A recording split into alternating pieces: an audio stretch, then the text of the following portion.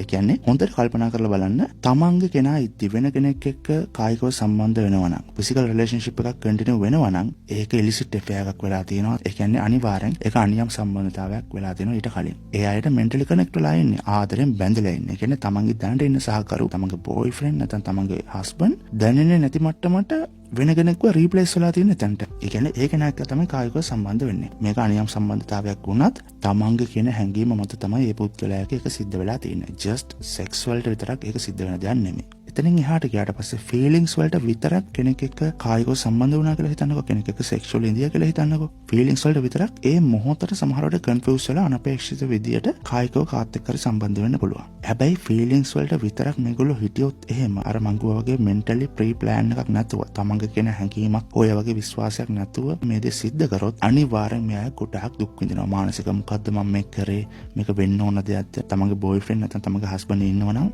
ඒ මනුස්සයාට කළ වැරද්දගෙන මෙයායි ගොඩාක් දුක් වෙනවා. ඒ කියන්නේ mentally connect වෙන්නේ නැතුව just feelings වලට විතරක් ඒ දේ සිද්ධ කරොත්. අනියම් සම්බන්ධතාවයක් සිද්ධ කරොත් එහෙම ඒගොල්ලෝ regret වෙන percentage එකක් තියෙනවා. දැන් තියෙන බැඳීම ඇතුළේ තියෙන මොන හරි ප්‍රශ්නයක් නිසා එහෙම අනියම් සම්බන්ධතාවයක් පවත්වාගෙන ගිහලා එතනින් physical relationship එකකට එන්න වෙනා ඉන්නවා. ඒ කියන්නේ sexual relationship එකකට එන්න වෙනා ඉන්නවා. ඒ වගේම තමන් දැන් ඉන්න බැඳීම ඇතුළේ කිසිම ප්‍රශ්නයක් නැතුවත් sexual relationship වලට වෙන කෙනෙක් එක්ක එන්න වෙනා ඉන්නවා. ඒත් එතනට mentally connect වෙලා. ඒ කියන්නේ තමන්ගේ කෙනාගේ වැරද්දක් නැතුව පවා දේවල් සාමාන්‍යකරණය වෙනකොට අර විදිහේ සම්බන්ධතාව පවත්වාගෙන යන අය ඉන්නවා. ඒක සිද්ධ වෙන්නේ තමන්ගේ කියන හැඟීම මත. ඒ කියන්නේ අනිවාර්යෙන් මේ මනුස්සයාට ඇඩික්ට් වෙලා mentally connect වෙලා එතන බැඳීමක් තියෙනවා. ඒ කියන්නේ sex ඉවර වෙච්ච ගමන් අනේ ඒක ඉවරයි කියලා එන්න බැරි මට්ටමක් කියායට තියෙනවා. ඒ කියන්නේ ඇවිල්ලා වුණත් කතා කරනවා, හොයනවා, බලනවා. ඒ කියන්නේ mentally connect වෙලා ඉන්නේ. ඒතකොට ගැහණු කෙනෙක්ගේ මානසිකත්වය මේ වගේ. මම මේ කැටගරිස් කිහිපයක් වලට පැහැදිලි කරේ මේ හැම ස්ටේජස් වලම දේවල් සිද්ධ වෙන නිසා.